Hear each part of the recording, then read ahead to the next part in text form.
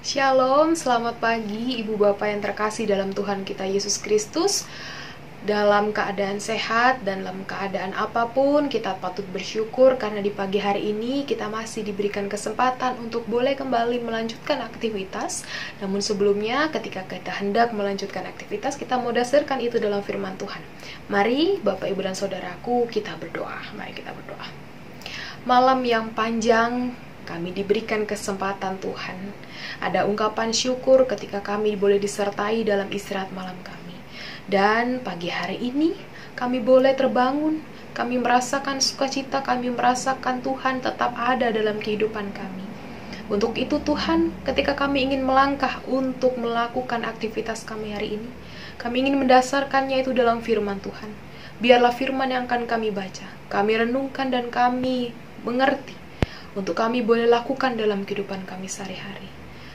Maka dari itu Tuhan, berikanlah hikmat Tuhan kepada kami, sehingga kami yang mendengar dan kami yang menyampaikan firman Tuhan benar-benar sesuai dengan apa yang Tuhan inginkan. Ya Tuhan, berfirmanlah, karena kami siap mendengarkan. Amin.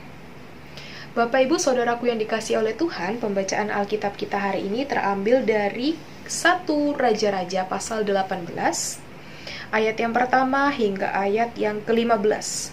1 Raja-Raja pasal 18, ayat yang pertama hingga ayat yang ke-15. Cukup panjang bacaan kita hari ini, tetapi untuk kemuliaan Tuhan, mari kita sama-sama membacanya. Ayat yang pertama. Dan sesudah beberapa lama, datanglah firman Tuhan kepada Elia dalam tahun yang ketiga.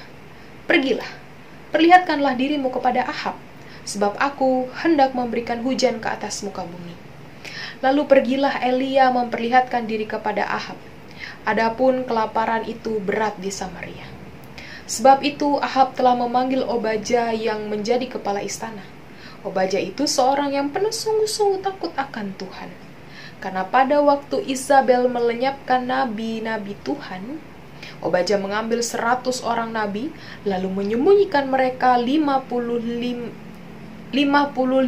sekelompok dalam gua dan mengurus makanan dan minuman mereka.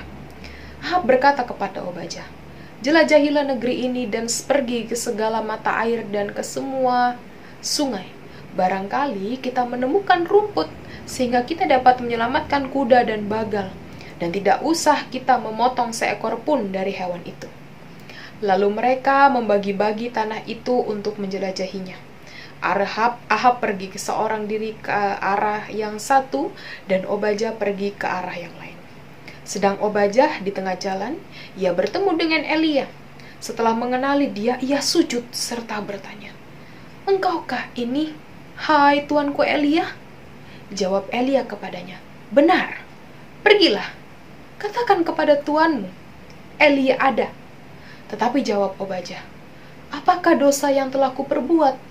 Maka engkau hendak menyerahkan hambamu ini kepada Ahab, supaya aku dibunuhnya? Demi Tuhan Allahmu yang hidup, sesungguhnya tidak ada bangsa atau kerajaan yang tidak didatangi suruhan tuanku Ahab untuk mencari engkau. Dan apabila orang berkata, ia tidak ada, maka ia menyuruh kerajaan atau bangsa itu bersumpah bahwa engkau tidak ditemukan di sana. Dan sekarang engkau berkata, pergilah, maka kepada tuanmu Elia ada. Mungkin terjadi, apabila aku sudah pergi daripadamu, roh Tuhan mengangkat engkau ke tempat yang tidak ku ketahui. Kalau aku sampai kepada Ahab untuk memberitahukannya, dan engkau tidak didapatinya, tentulah ia akan membunuh aku. Padahal hambamu ini dari sejak kecil takut akan Tuhan. Tidakkah diberitahukan kepada tuanku apa yang telah kulakukan pada waktu Isabel membunuh nabi-nabi Tuhan? Bagaimana aku menyembunyikan 100 orang nabi-nabi Tuhan dalam gua, 50 sekelompok dengan mengurus makanan dan minuman mereka? Dan sekarang, mengapa engkau ini berkata, pergilah, katakan kepada tuanmu, Elia ada. Ia pasti akan membunuh aku. Jawab Elia, "Demi Tuhan, semesta alam yang hidup, yang kulayani, sesungguhnya hari ini juga aku akan memperlihatkan diri kepadanya." Demikian jauh pembacaan kita pada hari ini, Bapak, Ibu, dan Saudaraku yang kekasih. Ya, Bapak, Ibu, dan Saudaraku yang kekasih di dalam Tuhan, dalam kekristenan kita percaya bahwa Tuhan itu ada dalam segala hal yang kita lakukan. Baik perbuatan kita yang baik dan yang tidak berkenan di hadapan Tuhan, Tuhan pun mengetahui. Karena kita percaya bahwa Tuhan itu tidak tidur dan tidak lalai dengan apa yang kita lakukan. Nah, pertanyaannya Bapak, Ibu, Saudaraku yang dikasihi Tuhan, sampai saat ini, masihkah kita melakukan apapun yang kita lakukan itu dengan rasa takut akan Tuhan? Ini sama-sama kita bisa jawab, hanya Bapak, Ibu, dan kita menjawab dalam hati, merefleksikan apakah benar saya melakukannya ini sesuai dengan seturut dan apa yang Tuhan mau. Nah, Bapak, Ibu, Saudaraku yang dikasihi Tuhan, hari ini kita mau belajar dari sikap pembacaan kita. Kita punya pemeran utama nih Bapak, Ibu, Saudaraku pada perenungan di hari ini, yaitu di mana dia memberi contoh secara langsung bagaimana kita bekerja dengan takut akan Tuhan. Ya, siapa itu Bapak, Ibu? Ya, pembacaan kita hari ini adalah pemeran utamanya adalah Obaja. Obaja itu artinya adalah hamba Allah yang takut akan Tuhan. Dan ternyata bukti, arti nama Obaja pun yang takut akan Tuhan itu terrealisasi dalam kehidupan Obaja aslinya. Namanya takut akan Tuhan. Dan ternyata dalam kehidupannya, nama itu benar-benar mencerminkan dirinya takut akan Tuhan. Nah, dalam konteks bacaan kita ini, Obaja itu sebagai kepala istana yang sangat dihormati.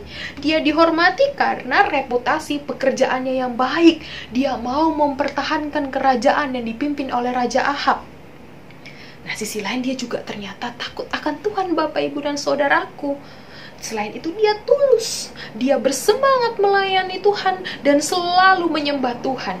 Kita bisa lihat apa saja sih sifat Obaja. Kok dia bisa dikatakan takut akan Tuhan pada bacaan kita hari ini? Bapak, Ibu, Saudaraku yang kekasih, yang pertama, dia itu tidak memikirkan dirinya sendiri. Bagaimana? Itu terbukti pada bacaan kita hari ini ketika ia memberikan pertolongan dengan berani. Dia menyembunyikan 100 orang nabi. Dia kelompokkan 50 dari gua, dari serangan pembunuhan yang diperintahkan oleh Isabel. Isabel ini adalah istri Raja Ahab. Dia berani, dia memberikan pertolongan. Ini tidak mementingkan dirinya sendiri, tidak mementingkan diri sendiri. Itu berarti dia bekerja takut akan Tuhan.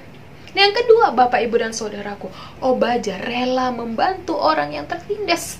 Nabi-nabi yang disembunyikan tadi itu, dia berikan makanan dan minuman. Dia peduli kepada sesamanya. Ini bentuk nyata bagaimana ketika peduli dan juga tidak memikirkan diri sendiri ini adalah sifat takut akan Tuhan, Bapak, Ibu, dan Saudaraku. Saya kira ini sikap hamba yang dapat kita contoh, yang dapat saya contoh dan Bapak, Ibu contoh di rumah. Bagaimana sih kita rasa takut akan Tuhan itu seperti apa? Nah, Obaja sudah memberikan realisasi ini langsung. Oh, seperti itu lewat bacaan kita hari ini. Apakah hanya itu saja Bapak, Ibu, dan Saudaraku?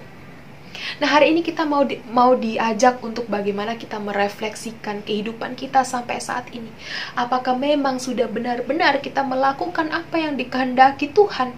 Yaitu kita bekerja, kita bertindak, kita berpikir dengan apa yang Tuhan inginkan. Kita ambil contoh profesi kita masing-masing. Saya juga merefleksikan apakah saya sebagai seorang anak, saya sebagai pelayan Tuhan yang sudah benar-benar bekerja dengan takut akan Tuhan. Tidak mementingkan diri saya sendiri, oh saya mau melakukan ini supaya terkenal, supaya orang lain mengerti saya. Jadi diri saya sendiri yang diuntungkan, tetapi bukan untuk hormat dan kemuliaan nama Tuhan. Nah, itu mari sama-sama kita refleksikan. Bagaimana ketika saya sebagai anak takut akan Tuhan itu bisa saya contohkan, menghormati orang tua saya, peduli terhadap sesama, saling care, tidak iri hati, tidak menjatuhkan lawan. Itu hal-hal yang simpel. Nah, demikian juga Bapak Ibu yang di rumah. Dengan profesi masing-masing, baik profesi ataupun apapun yang ada dalam keluarga, sebagai ibu, sebagai bapak, sebagai anak, kakak, orang tua, nenek, kakek, dan lain sebagainya. Kita mau diingatkan bahwa hari ini, karena firman Tuhan itu, apapun yang kita lakukan itu, perbuatkanlah itu untuk Tuhan. Bapak, Ibu, saudaraku yang kekasih, dalam khotbah-khotbah almarhum Bapak Pendeta Salmon, sering kita diingatkan tentang apa sebenarnya yang kita mau cari di dalam dunia ini. Kehormatankah? Kedudukankah? Finansial yang melimpahkah? Nah, terkadang hal-hal tersebut membuat kita memilih jalan aman untuk mendapatkan apa yang kita inginkan. Dalam artian, saudaraku yang kekasih, sisi kedagingan kita sebagai manusia itu mulai menyelimuti diri kita. Dan akhirnya perbuatan yang kita lakukan itu tidak tertuju kepada Tuhan, tetapi untuk kepentingan kita pribadi. Bahkan mungkin bisa merugikan orang lain. Ketika kita mau benda A, kita menghalalkan segala cara, kita mau minta tolong dong ini, itu, dan lain sebagainya, tetapi itu ternyata merusak hubungan kita dengan orang lain dan juga tidak takut akan Tuhan, hanya diri kita saja yang diuntungkan. Tapi Bapak Ibu Saudaraku, ini sifatnya hanya sementara karena dunia ini fana. Apapun yang kita lakukan untuk menyenangkan diri kita, tapi Tuhan tidak akan daki, Tuhan pasti tidak akan melakukannya itu. Nah, akhirnya apa yang kita lakukan tidak menjadi berkat bagi sesama kita. Nah, Bapak Ibu Saudaraku yang dikasihi oleh Tuhan, bagaimana cara kita bisa untuk hormat? Bagaimana cara kita bekerja atau melakukan segala sesuatu itu dengan penuh takut akan Tuhan? Firman Tuhan berkata kepada kita di Amsal yang ketiga ayat yang ke-6. Akuilah dia dalam segala lakumu, maka ia akan meluruskan jalan. Ya, saya pribadi mengibaratkan ayat ini sebagai candu. Misalnya, candu meminum kopi dan meminum teh di pagi hari. Kalau kita tidak melakukan hal ini, pasti ada yang kurang gitu ya. Ketika mungkin kebiasaan setiap pagi, wah saya harus minum kopi, kalau nggak minum kopi nanti saya bisa ngantuk. Saya harus minum teh, kalau minum teh itu bikin mood naik, bikin rasa senang naik gitu. Kalau tidak, ada yang kurang, tidak lengkap dalam hidup ini. Nah, sepatutnya lah juga kita bagaimana kita melakukan hal itu kepada Tuhan, Bapak, Ibu, dan Saudaraku. Bagaimana kita juga candu terhadap Tuhan. Candu terhadap Tuhan ini membuat kita bagaimana setiap hari semakin kecanduan dengan Tuhan. Candu akan Tuhan ini, kita akan menempatkan Tuhan sebagai yang prioritas. Ketika kita menempatkan Tuhan sebagai prioritas, kita pasti diberikan hikmat Tuhan mana yang baik dan mana yang tidak baik. Oleh sebab itu, ketika kita melakukan segala kegiatan kita, pekerjaan kita, kita tersentral kepada Tuhan. Nah, Bapak, Ibu, Saudaraku yang dikasihi oleh Tuhan, keuntungannya, ketika kita mau bekerja dengan takut akan Tuhan, kita pasti mengalami pemeliharaan Tuhan. Artinya ketika kita akan dilindungi, disertai, dan apapun yang kita lakukan. Dan kita juga mengalami pembelaan dari Tuhan. Ketika musuh datang menyerang kita, lalu Tuhan memberikan pembelaan, jikalau memang apa yang kita lakukan itu baik dan benar, untuk kepentingan sesama, untuk kepentingan dan kemuliaan nama Tuhan, bukan untuk kepentingan diri kita masing-masing. Dan hidup kita akan diberkati. Sama seperti pada Amsal yang ke-22 ayat yang ke-4. Saya akan bacakan untuk Bapak Ibu sekalian. Amsal yang ke-22 ayat yang ke-4. Demikian, ganjaran kerendahan hati dan takut akan Tuhan adalah kekayaan, kehormatan, dan kehidupan. Ini firman Tuhan untuk kita, Bapak, Ibu, dan Saudara. Maka dari itu, untuk kita melakukan sepanjang kegiatan kita di hari ini, kita lakukan dengan baik. Kita lakukan dengan penuh takut akan Tuhan. Karena firman Tuhan tadi sudah berkata, apapun yang engkau lakukan demi namaku, dengan takut akan Tuhan, Tuhan akan memberkati dan menyertai. Selamat untuk beraktivitas di hari ini. Semoga senantiasa kasih Tuhan menyertai kita. Mari kita berdoa. Kami bersyukur dan berterima kasih bahwa hari ini kami dikuatkan Tuhan, bagaimana ketika kami menjalani kehidupan dengan penuh takut akan Tuhan. Tuhan akan memberikan hal-hal yang baik dalam kehidupan kami. Ketika kami mengalami banyak kesusahan, Tuhan akan tolong dan topang. Demikian juga Tuhan, ketika hari ini kami ada untuk siap melakukan kegiatan aktivitas kami. Kami perlu tuntunan dan berkatan Tuhan. Kami perlu hikmat Tuhan yang menyertai, sehingga kami diberikan kekuatan untuk boleh melakukan aktivitas dan kerja tugas lain kami. Terima kasih Bapa dalam kerajaan surga, terima kasih. Kami siap melangkah, biarlah kami dengan kerendahan hati melangkah bersama dengan Tuhan. Di dalam nama Tuhan Yesus yang adalah Tuhan dan Juru Selamat kami berdoa. Amin.